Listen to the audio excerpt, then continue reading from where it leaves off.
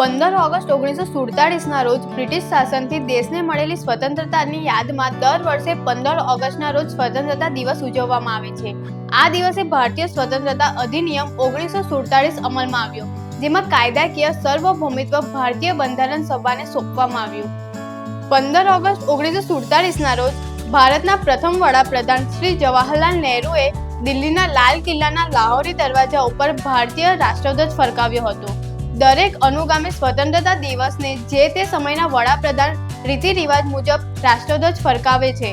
આ વર્ષે ભારતના વડાપ્રધાન શ્રી નરેન્દ્ર મોદીને આ સન્માન પ્રાપ્ત થશે. ભારતના સ્વતંત્રતા દિવસ 2025ની થીમ સ્વતંત્રતાનું સન્માન ભવિષ્યને પ્રેરણા છે.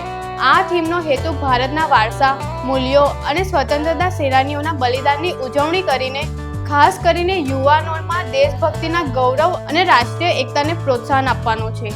સૌ દેશવાસીઓને સ્વતંત્રતા દિવસની હાર્દિક શુભકામનાઓ.